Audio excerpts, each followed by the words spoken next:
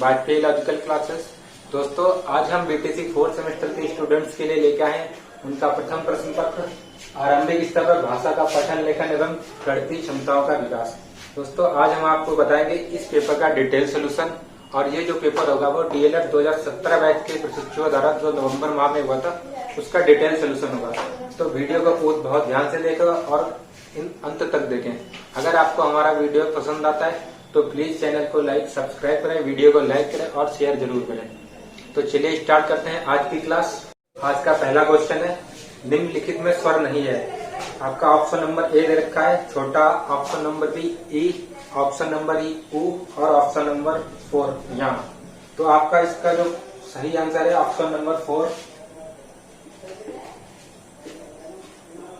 यहाँ दे रखा है, क्योंकि जो हम जानते हैं कि स्वर क्या आते हैं, जो आ से लेके आहा तक के जो वर्ण होते हैं वो स्वर के अंतर्गत आते हैं, और आपका जो ये वर्ण है वो व्यंजन में आता है, तो ये स्वर नहीं है।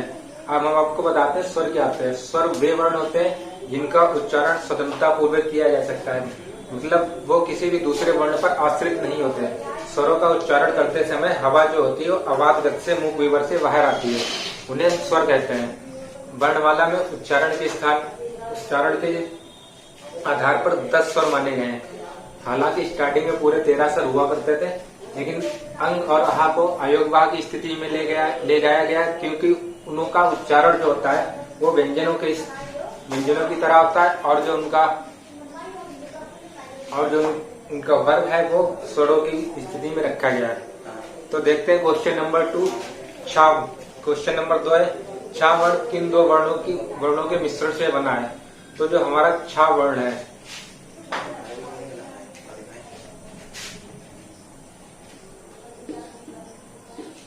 ध्यान रखिएगा क्वेश्चन में पूछा गया छा वर्ण किन दो वर्णों से मिलकर बना है। तो ये जो हमारा छा वर्ण होता है ये बना होता है का और सा, इन दोनों के योग से बनता है छा वर्ण। तो इसलिए यहाँ अरे चीज ध्यान रखिएगा, जब यहाँ पे इन दोनों में हलंत लगाए तो जो हमारा वर्ण बनेगा वो हलंत के साथ बनेगा। क्यों? क्योंकि ये जो छा वर्ण है ये प्योर व्यंजन है, इसमें कोई भी जो स्वर लगा होता है साथ में प्लस आ, इसे बनने के बाद ये बनता है छा व्यंजन। ये हमने यहाँ पे क्या है कि अगर दोनों में हलंत लगा है तो ये इसके साथ नहीं है, केवल छा आएगा। तो जो हमारा छा वर्ण है वो 2 वर्णों के योग से बनता है का और सा। तो इस क्वेश्चन का ऑप्शन नंबर 3 सही है। देखते हैं अगला क्वेश्चन। क्वेश्चन नंबर 3, निम्नलिखित में से अयोगवाह कौन सी है। तो हम जानते हैं कि अयोगवाह के जो होते हैं वो स्वर की श्रेणी में रखे जाते हैं, और अंत के जो 2 स्वर होते हैं अंग और आ, ये आपके अयोगवाह की श्रेणी में आते हैं। तो इस क्वेश्चन का ऑप्शन नंबर 3 सही होगा, अंग और आ। ये क्या होंगे आपके, ये अयोगवाह होंगे। क्वेश्चन नंबर 4, वाक्य के गुण होते हैं। आपका पहला ऑप्शन दे रखा सार्थकता, ऑप्शन नंबर 2 क्रमबद्धता, ऑप्शन नंबर 3 योग्यता, ऑप्शन नंबर 4 उपयुक्त सभी। तो देखिए जो वाक्य के गुण होते हैं, हमें पहले देखते हैं वाक्य की डेफिनेशन क्या होती है। तो वाक्य की परिभाषा होती है कि शब्दों के सार्थक समूह को वाक्य कहते हैं। तो सार्थकता तो सबसे पहली क्वालिटी हो गई वाक्य की। फिर उसके बाद आती है क्रमबद्धता। तो वाक्यों में क्रमबद्धता का वही बहुत बड़ा रोल होता है। चलिए हम आपको एग्जाम्पल देते हैं। राम जाता है स्कूल से घर, ये एक वाक्य है। राम जाता है स्कूल से घर, ये एक वाक्य तो है, लेकिन इसमें जो शब्दों का क्रम है वो सही ढंग से नहीं है। ये वाक्य कैसा होना चाहिए, राम स्कूल से घर जाता है।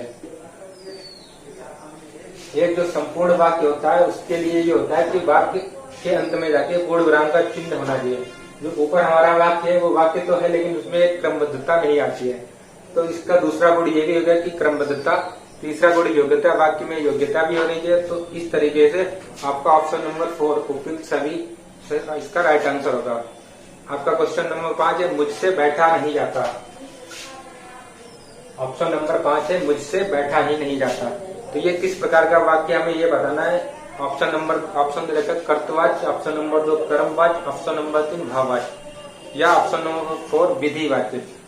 तो मुझसे बैठा नहीं जाता, ये वाक्य जो है वो आपका है भाववाच्य का, ये वाक्य है भाववाच्य।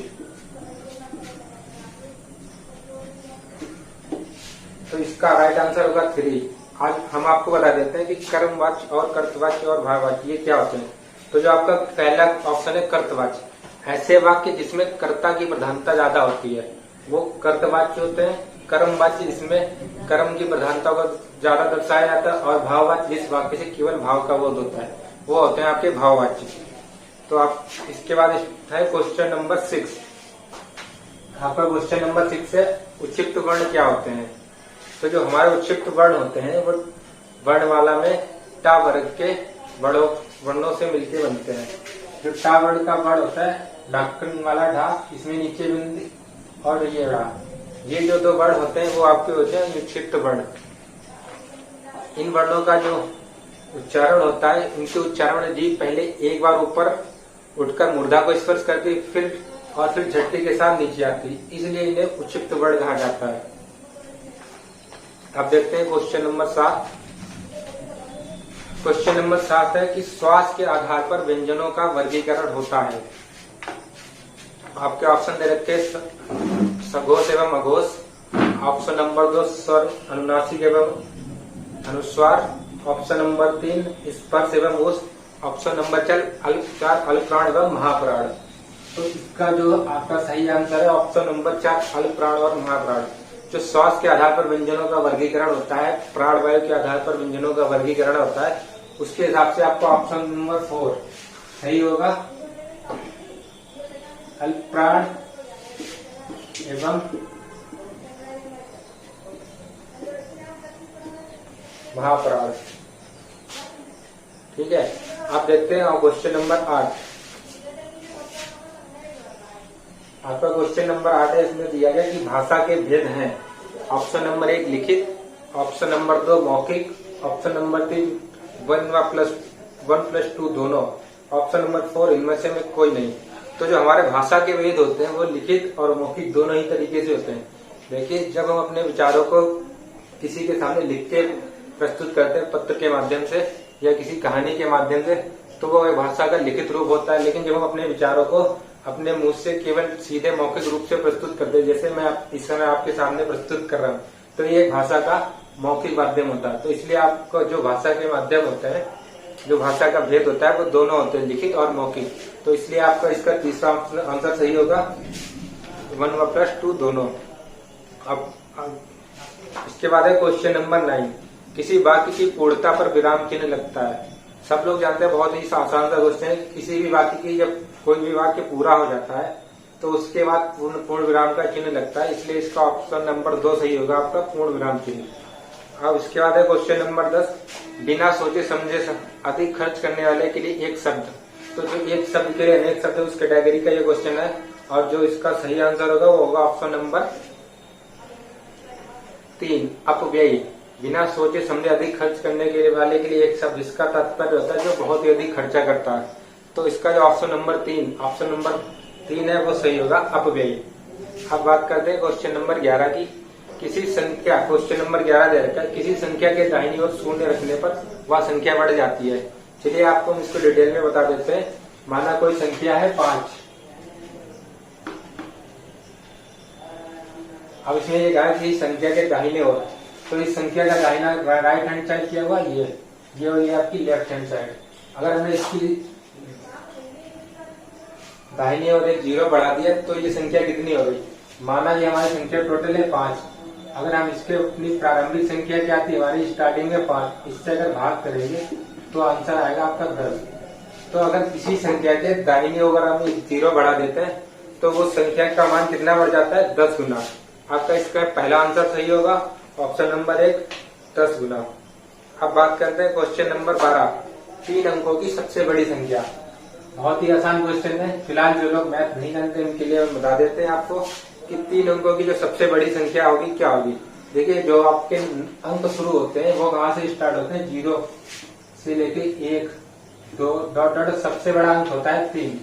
तो जब हमारा सबसे बड़ा अंक 9 होता है ये, तो सबसे बड़ी संख्या होगी 3 अंकों की सबसे बड़ी संख्या क्या होगी, इन्हीं अंकों से बनने वाली जो संख्या होगी वो सबसे बड़ी होगी। क्योंकि अगर 999 जो संख्या है, इसके बाद हम आगे बढ़ेंगे एक स्टेप आगे, तो ये हो जाएगी 1000, जो कि हो जाएगा 4 अंकों की संख्या। तो हमारे पास जो 999 होगा वो आपका 3 अंकों की सबसे बड़ी संख्या होगी। तो बात करते हैं क्वेश्चन नंबर 13 की। इसमें दे रखा है कि 3478 3478 में सैकड़े वाली संख्या है। तो देखिए, ये बहुत ही छोटा सा क्वेश्चन है। बेसिक लेवल पे बच्चे प्राइमरी स्कूल में भी आप लोग टीचिंग में जाते हैं, उन्हें सिखाते होंगे। इसमें आपको सैकड़े की संख्या बता दी। हम जब संख्याओं की काउंटिंग करते हैं तो कहाँ से करते हैं, पहली संख्या को क्या कहते हैं, इकाई, दूसरी संख्या को दहाई, और जो तीसरी संख्या आती है उसे सैकड़ा बोलते हैं। इंग्लिश में अगर देखें तो इसे यूनिट डिजिट, ये टेंथ और ये 100 डिजिट। तो आपकी जो तीसरी संख्या है सैकड़े वाली डिजिट। आपको बताना है कि इस क्वेश्चन में सैकड़े की डिजिट क्या है आपकी, तो इसका आपकी आंसर होगा आपका 4। तो इस क्वेश्चन का थर्ड ऑप्शन सही है, ऑप्शन नंबर 4। देखते हैं नेक्स्ट क्वेश्चन, क्वेश्चन नंबर 14। 10 तक के अंकों में सबसे छोटा अंक होता है। तो जो आपके जो 1 से लेकर 10 तक के अंक होते हैं उनमें सबसे छोटा अंक कौन सा होता है, उनमें सबसे छोटा अंक होता है 1। तो इसका क्वेश्चन का सही आंसर होगा पहला, ऑप्शन नंबर 1। अब बात करते हैं क्वेश्चन नंबर 15 की। निम्नलिखित में शुद्ध शब्द हैं। जो देखिए, ये क्वेश्चन जो है वो आपकी हिंदी की, आप जितना से ज्यादा से ज्यादा पढ़ेंगे आपकी शब्द पे पकड़ उतनी से ज्यादा अच्छी बनेगी। इसका जो सही आंसर होगा ऑप्शन नंबर बी होगा, अंत्याक्षरी। जो आपका अंत्याक्षरी लिखा जाता है वो इस तरीके से लिखा जाता है। तो आपका जो राइट आंसर है वो दूसरा वाला है, अंत्याक्षरी। तो चलिए स्टार्ट करते हैं अतिलघुत्तरी प्रश्न। आपका पहला प्रश्न है, लेखन किसे कहते हैं। देखिए, जो अतिलघुत्तरी प्रश्न है उनका आंसर हम बोर्ड पे मेंशन कर देंगे। और अगर आपको ये क्वेश्चन रिटर्न में चाहिए तो आपको हमारे वीडियो के डिस्क्रिप्शन बॉक्स में आपको टेलीग्राम का लिंक मिल जाएंगे, वहां से आपको सोल्यूशन की पूरी पीडीएफ मिल जाएगी। अगर आपको पीडीएफ चाहिए तो जो हमारा टेलीग्राम ग्रुप ज्वाइन कर लिए। तो आपका क्वेश्चन नंबर 16 था, लेखन किसे कहते हैं। तो आपके सामने मेंशन है कि अपने शब्दों व विचारों को लिपि के माध्यम से व्यक्त करने की प्रक्रिया को लेखन कहते हैं। इसका मतलब है कि अगर हमारे मन में जो भी भाव या विचार है, अगर हम किसी व्यक्ति को डायरेक्टली बोल के मौखिक रूप से प्रदर्शित नहीं कर सकते तो उसे हम क्या करते हैं, पत्र के माध्यम से, लेखन के माध्यम से रिटर्न में दे देते हैं। तो ये जो प्रक्रिया आती है इसे हम कहते हैं लेखन। आपका दूसरा क्वेश्चन है, पठन कौशल के 2 बाधक तत्व बताइए। तो इसका आंसर है कि पठन कौशल में बहुत सी बाधक तत्व हो जाते हैं। जैसे इसमें है कि बैठने की स्थिति, अगर आप शिक्षार्थी के बैठने की स्थिति ज्यादा अच्छी नहीं होगी तो उसके पठन कौशल में दिक्कत आएगी, वो ज्यादा देर बैठ के पढ़ाई नहीं कर सकता। अगर उचित प्रकाश नहीं होगा तो भी पढ़ाई में बाधा उत्पन्न होती है। इसके अलावा बहुत सी तरीके, जैसे किताब पढ़ने का गलत ढंग है तो इससे क्या होता है, उनकी आईसाइट वगैरह वीक होने के चांस होते हैं। तो ये पठन कौशल के कुछ बाधक तत्व होते हैं। अब है क्वेश्चन नंबर 18, उच्चारण में लगने वाले समय के आधार पर स्वरों का भेद बताइए। तो देखिए, आप सब जानते हैं कि उच्चारण के आधार पर जो स्वरों में टाइम लगता है उसके हिसाब से स्वरों के 3 प्रकार होते हैं, ह्रस्व स्वर, दीर्घ स्वर और प्लुत स्वर। आपके जो ह्रस्व स्वर होते हैं उसमें क्या होता है कि जो आपका जो ह्रस्व स्वर है ये वाला, इसमें क्या होता है कि आपके जो स्वर होते हैं उनके अंतर्गत जो स्वर आते हैं उन्हें मूल स्वर भी कहते हैं। और इन स्वरों के उच्चारण में केवल 1 मात्रा का समय लगता है। आपके जो ह्रस्व स्वर होते हैं वो कौन कौन से होते हैं, आ, ई, उ और ऋ। ये आपके ह्रस्व स्वर की श्रेणी में आते हैं। दूसरा है आपका दीर्घ स्वर। तो जो आपके दीर्घ स्वर होते हैं इनके उच्चारण में 2 मात्रा का समय लगता है। उन्हें इसके अंतर्गत कौन कौन से स्वर आते हैं, आ, ई, उ, ए, ऐ, ओ और औ। तो जो आपकी ये वाले स्वर होते हैं ये आपके आते हैं दीर्घ स्वर की श्रेणी में। और आपका तीसरा है प्लुत स्वर। प्लुत स्वर होता है, इनके उच्चारण में दीर्घ स्वर से भी ज्यादा समय लगता है। और इस स्वर का उच्चारण ज्यादातर वेदों में किया जाता है, या हम जब वेदों वगैरह में जो ओम शब्द होता है, ओम, इसका उच्चारण में इस यहाँ पे जो ओम शब्द होता है, इसके उच्चारण में जो स्वर होता है उसे कहते हैं प्लुत स्वर। इसके उच्चारण में 2 मात्राओं से भी ज्यादा का समय लगता है। और आपका अगला क्वेश्चन है अंतस्थ वर्ण। अंतस्थ वर्ण कौन कौन से होते हैं? तो आपके जो अंतस्थ वर्ण होते हैं वो 4 होते हैं, या, र, ला और वा।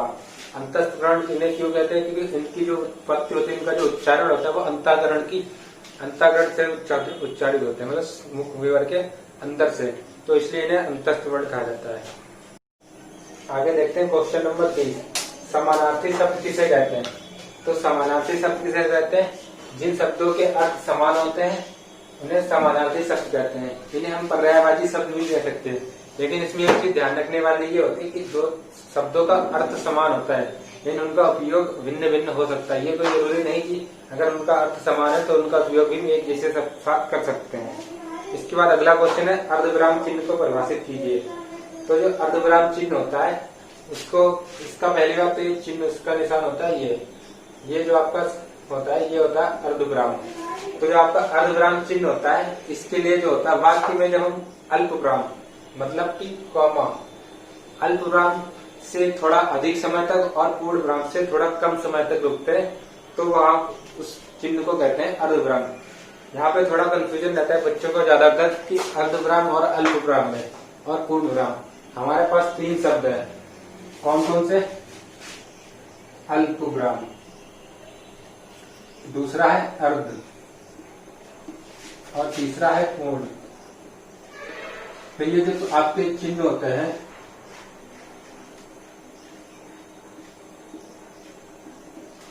इनका आप नाम से ही समझ सकते हैं कि अल्पविराम। अल्प का मतलब होता है बहुत ही कम टाइम के लिए। तो जहाँ पर इस चिन्ह का प्रयोग होता है वहां पर वाक्य पे बहुत ही कम समय के लिए रुकते हैं। और जहाँ पे अर्ध का मतलब कि जो पूर्ण विराम होता है वहां पे पूरी तरीके से रुकते हैं, और जो अर्ध विराम होता है वहां पे हम पूरे से मतलब आधा।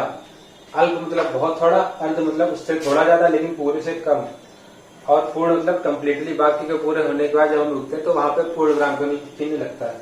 तो उम्मीद करते हैं आपको अच्छे से समझ में आ गया कि अल्पविराम और अर्धविराम में फर्क क्या आता है। अल्पविराम जो है वो काफी कम समय के लिए होता है, अर्धविराम उससे थोड़ा ज्यादा समय के लिए होता है, और जो पूर्ण विराम होता है वो वाक्य के अंत में लगाया जाता है। तो आपका नेक्स्ट क्वेश्चन है क्वेश्चन नंबर 22। देखिए क्वेश्चन नंबर जो 22 है उसमें दे रखा है कि रविन्द्रनाथ ने शांति निकेतन की स्थापना की। ये जो वाक्य है ये हमें कर्मवाच्य में बदलना है। तो देखिए जो वाक्य होते हैं वो ये वाक्य जो हमें दे रखा है ये कर्तवाच्य में दे रखा है। जो कर्तवाच्य क्या था अभी हमने आपको बताया था थोड़ी देर पहले। ऐसे वाक्य इसमें कर्ता की प्रधानता होती है उन्हें हम कर्तवाच्य कहते हैं। देखिए इस वाक्य में क्या है, रविन्द्रनाथ टैगोर ने शांति निकेतन की स्थापना की।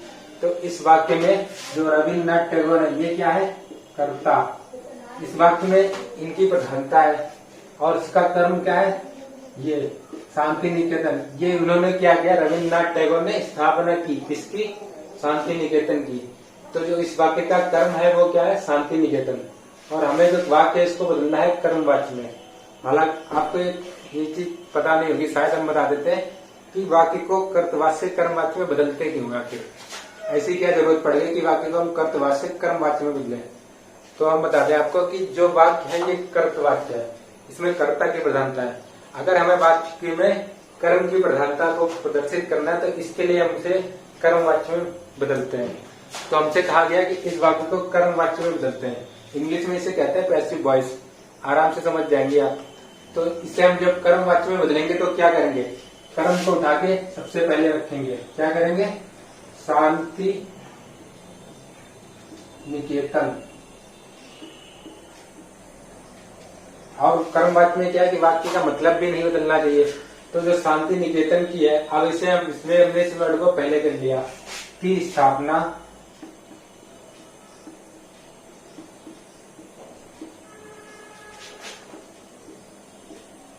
रविन्द्रनाथ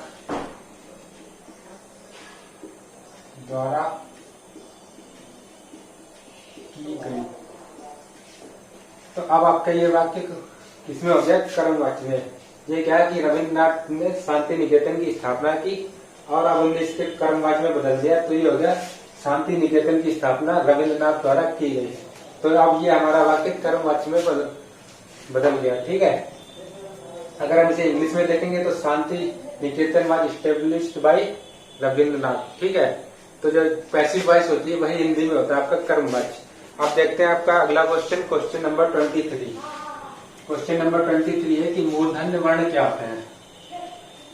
तो जो आपके स्पर्श व्यंजन होते हैं, स्पर्श व्यंजन में आपका टा वर्ग, जो टा वर्ग होता है इसका उच्चारण स्थान होता है मूर्धा। तो आपका जो टा वर्ग होता है इसका उच्चारण स्थान होता है मूर्धा। इन वर्णों को हम कहते हैं मूर्धन्य वर्ण। इसके अंतर्गत कौन कौन से वर्ण आते हैं? टा, ठा, डा, धा और ये ड़ा। इसके अलावा दो वर्ण और आते हैं जो आपके मूर्धन्य के अंतर्गत आते हैं। कौन से? रा और सा। तो आपके जो मूर्धन्य वर्ण कौन कौन से हैं? टा, ठा, डा, ढा, ड़ा और रा और सा। ये आपके हो गए मूर्धन्य वर्ण। इसके बाद आए क्वेश्चन नंबर 24, दीर्घ स्वर किसे कहते हैं। अभी हमने आपको बताया था दीर्घ स्वर की डेफिनेशन, अभी एक क्वेश्चन में दीर्घ स्वर। अब इसकी आपको डेफिनेशन लिखनी है। तो दीर्घ स्वर कौन से स्वर होते हैं? वे स्वर जिनके उच्चारण में 2 मात्रा का समय लगता है उन्हें हम क्या कहते हैं? दीर्घ स्वर। इसके अंतर्गत कौन कौन से स्वर आते हैं आपको पता होगा? आ, ई, उ और ए, ऐ, ओ और औ। ये आपके आते हैं दीर्घ स्वर। इसके बाद आगे क्वेश्चन नंबर 25। क्वेश्चन नंबर 25 है आपका कि योजक चिन्ह लगाते हुए 2 उदाहरण लिखिए। 25 है हमें योजक चिन्ह, योजक का मतलब होता है जोड़ना।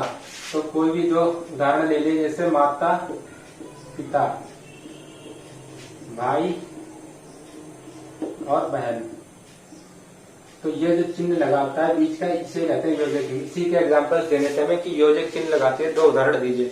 ज्यादातर योजक चिन्हों का जो प्रयोग होता है वो आपके द्वंद्व समास के वर्णों में होता है। जितने भी योजक चिन्ह के वर्ण होते हैं उसमें ज्यादातर द्वंद्व समास ही पाया जाता है। ठीक है, आपका अगला क्वेश्चन है क्वेश्चन नंबर 26, ऊष्म व्यंजन किसे कहते हैं। हम जानते हैं आप सब लोग ऊष्म व्यंजन कौन कौन से होते हैं? सा, सा, सा और हा। ये जो व्यंजन होते हैं वो ऊष्म व्यंजन कहलाते हैं, क्योंकि इन व्यंजनों का उच्चारण करते समय जो वायु होती है मुख से किसी विशेष स्थान से घर्षण करती हुई बाहर निकलती है, तो इसलिए इन्हें हम क्या कहते हैं? ऊष्म व्यंजन। इसके बाद अगला क्वेश्चन है क्वेश्चन नंबर 27। क्वेश्चन नंबर 27 दे रखे आपको, संख्या 636 में 6 के स्थानीय मानों का अंतर निकालना है। क्या है क्वेश्चन? ये आपकी एक संख्या दे रखी है 636, इसमें हमें 6 के स्थानीय मान निकालने और उन दोनों का अंतर निकालना है। तो संख्या 636 में 6 का स्थानीय मान क्या है? पहला 6, इसकी वैल्यू कितनी है? ये यूनिट प्लेस पे तो इसकी वैल्यू 6 है। दूसरा जो 6 है इसकी यूनिट वैल्यू है, ये है 100 प्लेस पे, मतलब 100वें स्थान पे, तो इसकी वैल्यू कितनी? 600। हमें दूसरे क्वेश्चन में पूछा गया है कि आपके जो 6 हैं उनके दोनों का स्थानीय मानों का अंतर। तो दोनों के स्थानीय मान 600 माइनस 6 टोटल आ गया 594। तो आपके जो संख्या है दे रखी है उसमें 6 के स्थानीय मानों का अंतर जो है वो आपका है 594। इसके बाद एक अगला क्वेश्चन दे रखा है क्वेश्चन नंबर 28। इसमें दे रखा है कि शून्य को किसी संख्या से गुणा करने पर गुणनफल क्या आता है। बहुत ही आसान क्वेश्चन है कि किसी भी संख्या, मान लिया हमें कोई भी संख्या दे रखी है 12, इसमें अगर हम शून्य से गुणा करेंगे तो आंसर क्या आता है? 0। किसी भी संख्या में 0 से गुणा करने पर उसका आंसर हमेशा 0 आता है।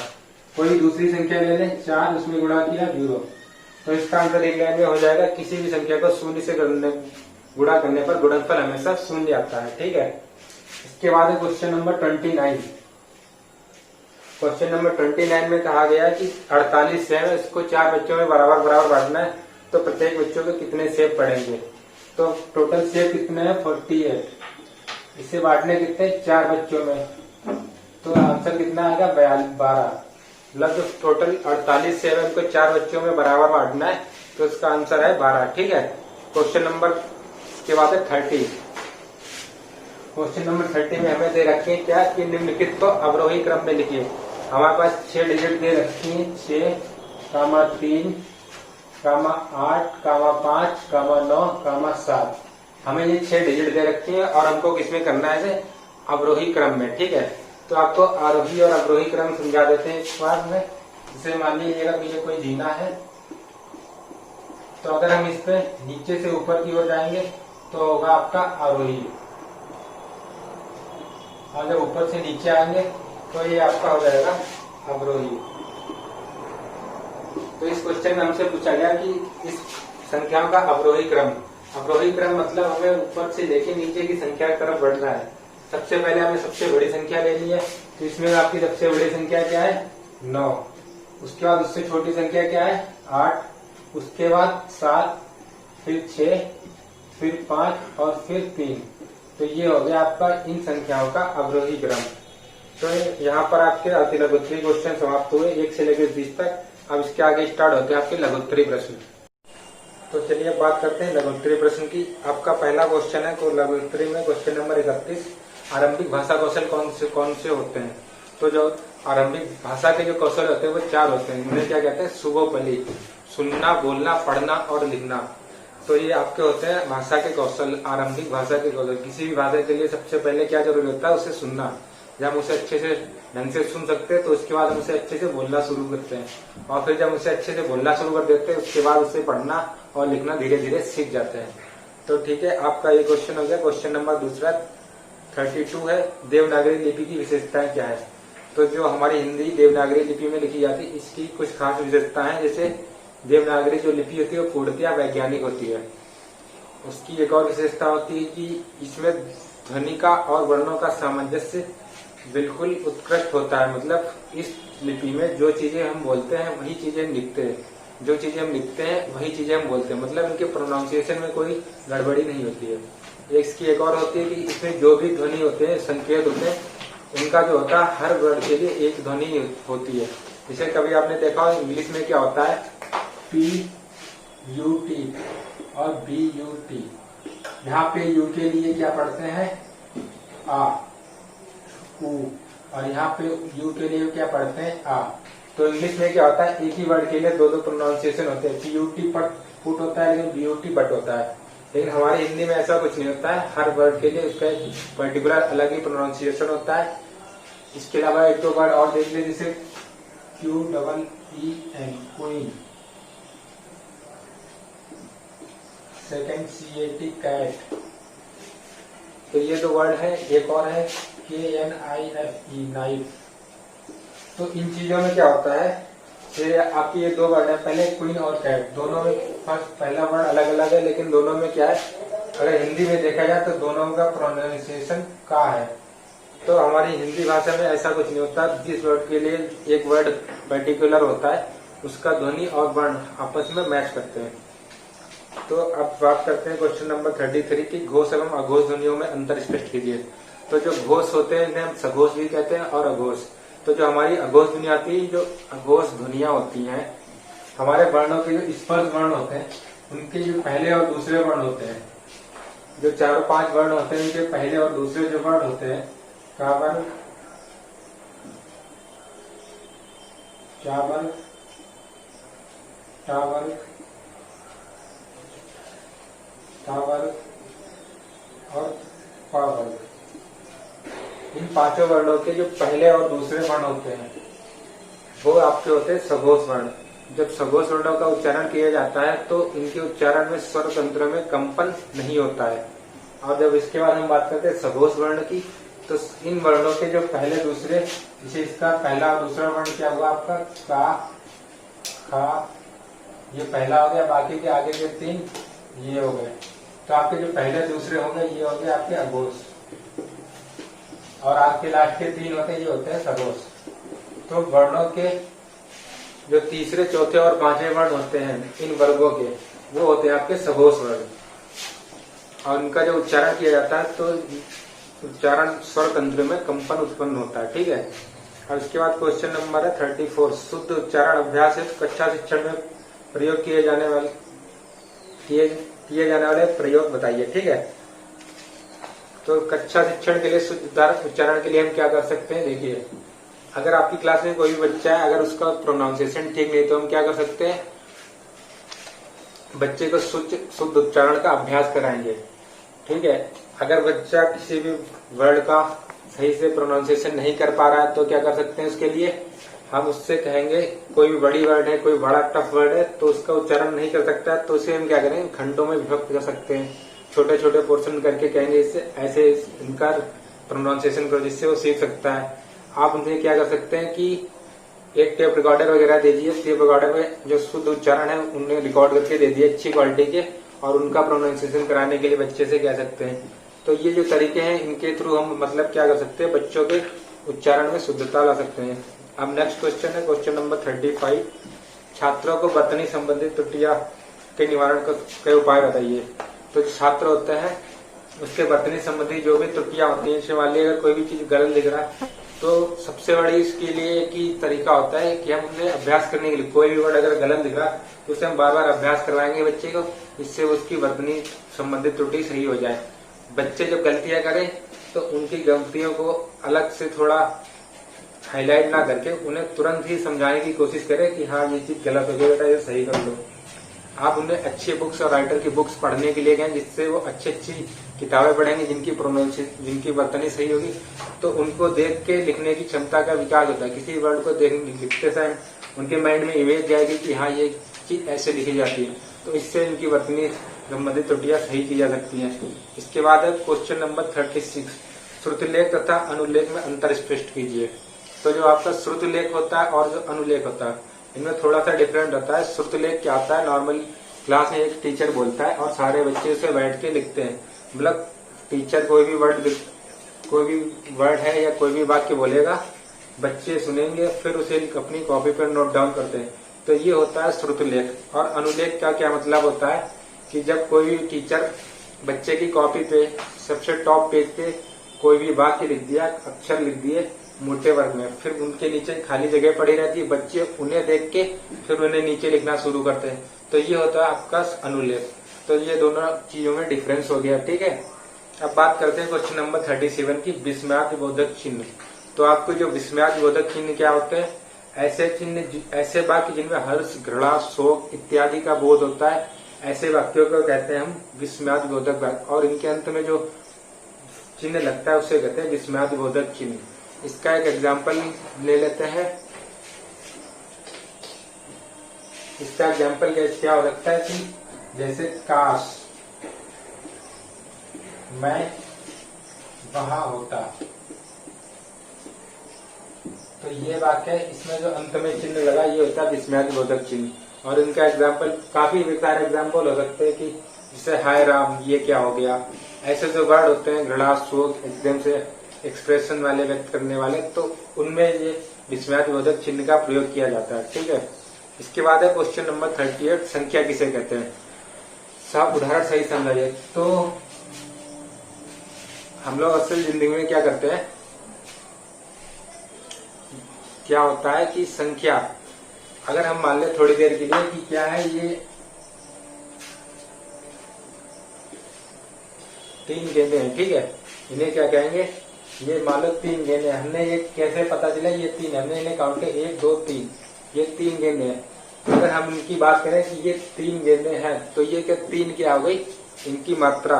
लेकिन हम बात करते हैं संख्या की, तो ये गेंदे ये 3 संख्या है, लेकिन हमारे माइंड में संख्या के नाम आती एक इमेज बनती है 3। ये क्या ये संख्या होती है, नहीं, ये संख्या को प्रदर्शित करने वाला केवल एक अंक होता है। संख्या तो ये भी हो सकती है 3 और ये भी 3 एक होता है, तो ये सारे 3 ही होते हैं। लेकिन जो संख्या होती है वो किसी भी चीज की मात्रा होती है जिसे हम काउंट करते हैं। काउंट में जो चीज यूज करते हैं वो संख्या होती है, लेकिन जो ये हमने इनके लिए लिपि का उपयोग किया है ये संख्यांक होती है, संख्या रहती है, उनको प्रदर्शित करने वाले केवल अंक मात्र है। संख्या क्या होगी, किसी भी चीज की मात्रा को या गणना करने के लिए जिसका हम प्रयोग करते हैं वो संख्या होती है। ठीक है, उम्मीद करते हैं आपको समझ में आ गया होगा। अब है क्वेश्चन नंबर 39। गणित की संक्रियाओं में शून्य का महत्व स्पष्ट कीजिए। तो बहुत ही आसान सा क्वेश्चन है कि गणित की संक्रियाएं क्या होती है, आप लोग जानते होंगे, जोड़, घटाना, गुणा, और भाग, ये उतनी गणित की संख्या है। हमें क्या बताना है कि इनमें शून्य का महत्व क्या है। तो मान लिया हमने कोई भी संख्या ले ली, इसमें जीरो ऐड कर दिया, तो इस संख्या में क्या हो गया 3। तो हम कह सकते हैं कि किसी भी संख्या में शून्य को ऐड करने से उस संख्या पर कोई फर्क नहीं पड़ता है। ठीक है, अगर हम दूसरी स्लाइड देखते हैं, दूसरा घटाना, किसी भी संख्या में अगर हम 0 घटा देते हैं फिर भी उस संख्या पर कोई भी फर्क नहीं पड़ता। तो हम कह सकते हैं कि जोड़ और घटाने पे 0 की जो संक्रिया है जो है उसका कोई बहुत ही बड़ा फर्क नहीं पड़ता। ठीक है, अब हम बात करते हैं गुणा की। अगर हम 3 ने 0 से गुणा करें तो आंसर कितना आता है 0। तो यहाँ पे हम कह सकते हैं कि किसी भी संख्या में अगर 0 से गुणा करते हैं तो उसका गुणनफल हमेशा 0 होता है, और अगर हम किसी भी संख्या को 0 से भाग करते हैं तो ये वैल्यू एक अपरिभाषित होती है, इसे हम डिफाइन नहीं कर सकते। ठीक है, तो आप समझ गए होंगे कि गणित की संक्रिया में शून्य का महत्व, जोड़ने और घटाने पे संख्या में कोई फर्क नहीं पड़ता, गुणा करने पे संख्या 0 हो जाती है। ठीक है, और भाग करते हैं तो उसका जो आंसर है वो एक इंफिनिटी होता है। अब लास्ट क्वेश्चन है, एक क्वेश्चन नंबर 40 की 2 अंकों वाली संख्या, एक 2 अंकों वाली संख्या में गुणा किस प्रकार किया जाता है, उदाहरण द्वारा समझाइए। काफी इजी क्वेश्चन है, इसमें कोई बड़ी बात नहीं है। 1 2 अंक की कोई भी संख्या ले लेते हैं और इसकी हम गुणा कर देते हैं। 1 2 अंक वाली बिल्कुल सेम अंक ले लिए हमने, इनकी गुणा करके दिखाना है और बस सिंपल सी बात है, कोई भी करके दिखा सकता है। इसकी गुणा पहले इससे करते हैं, ये 4 और इसकी गुणा कर दी ये, इसके बाद ये स्पेस छोड़ के और फिर ये बाद में इनका एडिशन कर दिया। बहुत ही सिंपल सा क्वेश्चन है, लगभग सारे लोगों को आता होगा। तो ये हुआ हमारे आज के पेपर का सोल्यूशन। अगर आपको वीडियो पसंद आएगा तो प्लीज लाइक और शेयर अवश्य करें, और अगर आपको कोई भी दिक्कत आती है तो आप कमेंट बॉक्स में अपनी समस्या रखिए, हम आपकी समस्या का पूरा समाधान करें। और एक चीज आपसे हम्बल रिक्वेस्ट है कि हमारे वीडियो को शेयर जरूर करें अगर पसंद आता है, और हमारे साथ बने रहने के लिए धन्यवाद।